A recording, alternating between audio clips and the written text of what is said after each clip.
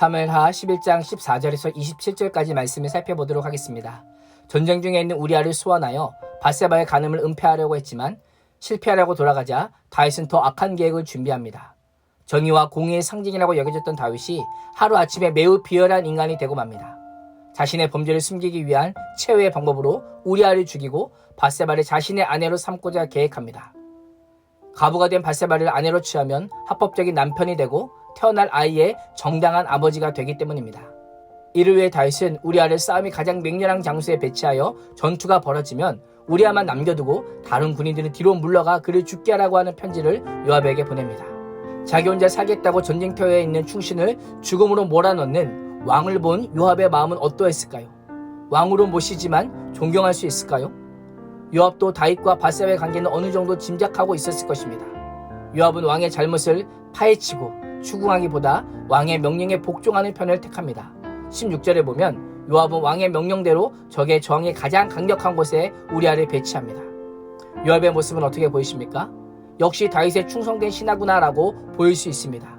그러나 조금만 생각해보면 다윗의 명령은 부당할 뿐 아니라 하나님의 율법을 정면으로 무시하는 행위입니다. 왕이 하나님의 말씀에 반하는 결정을 내리면 반대하고 최소한 하나님 앞에 기도하며 하나님의 도우심을 요청할 수 있었지만 요압은 다윗의 죄악에 동참하고 동조하고 있습니다. 충직한 부하이지만 불의한 권력에 대한 맹목적 복종만 있을 뿐입니다. 상근이 시키는 일을 완벽하게 처리하면 그것으로 내 할 일은 다 했다, 잘했다라고 생각하는 것입니다. 요압에게는 하나님의 뜻과 말씀은 안중에도 없습니다. 혹시 우리의 모습이 이렇지 않습니까? 사회생활을 하다 보면 때로 부당한 압력과 유혹을 받을 때 신앙 양심을 가지고 하나님께 묻지 않고 이건 회사의 결정이니까 상사의 결정이니까 라고 하면서 나의 신앙과 그 문제를 분리시키지는 않으십니까? 만약 우리가 묻지 않는다면 직장에 충성된 직원이요 불의한 상사의 맹목적으로 순종하는 부하 직원일 뿐입니다.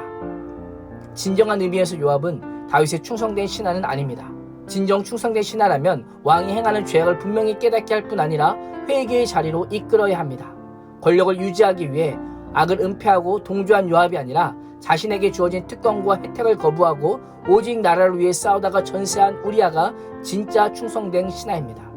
전쟁 상황을 보고해야 하는 요압은 다윗의 부하 중 몇 명과 우리아의 죽음으로 인해 지나치게 성벽에 가까이 간 것에 대해 분노할 것이라고 책망하며 겉으로는 전쟁의 상황을 보고하는 형식을 취하되 다른 사람의 눈을 철저하게 속이고 있습니다.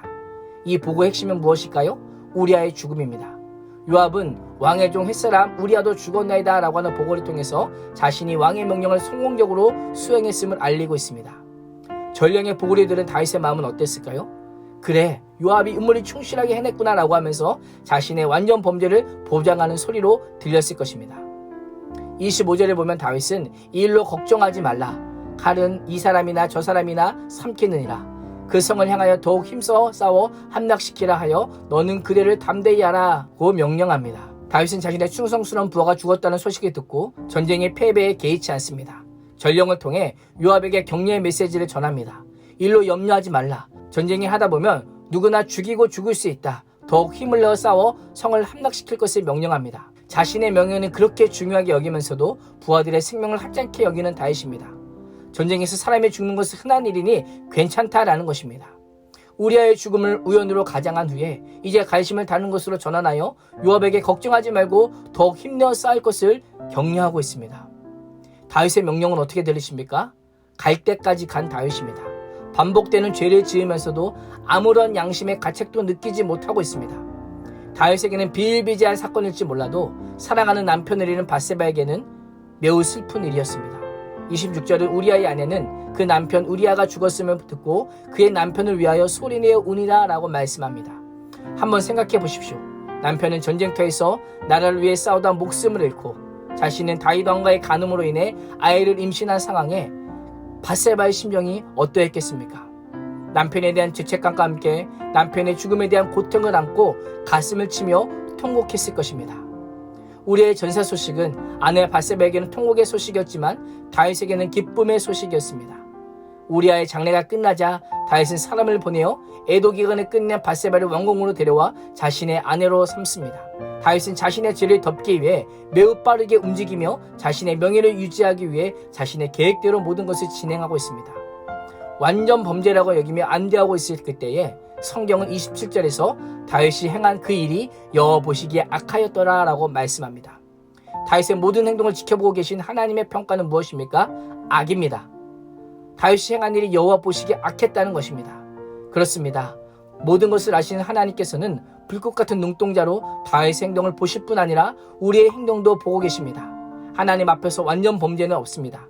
하나님께서 모든 일을 보고 계실 뿐 아니라 선악간에 판단하심을 기억하며 오늘도 결국 하나님의 은혜만이 구원받는 유일한 길을 선포하는 복된 인생이 될 수 있기를 주님의 이름으로 축원합니다. 기도하겠습니다. 하나님, 죄의 늪에 빠져 갈수록 더 커지고 더 깊어지는 죄의 길을 걷는 다윗의 모습을 통해 우리의 모습을 돌아보게 하심에 감사합니다. 죄를 은폐하면 할수록 하나님께서는 그 죄를 드러내시는 분이심을 기억하며 인간에게 충성하는 자가 아니라 하나님의 충신이 되어 하나님의 영광을 선포하는 믿음의 사람 되게 하여 주옵소서. 예수님의 이름으로 기도합니다. 아멘.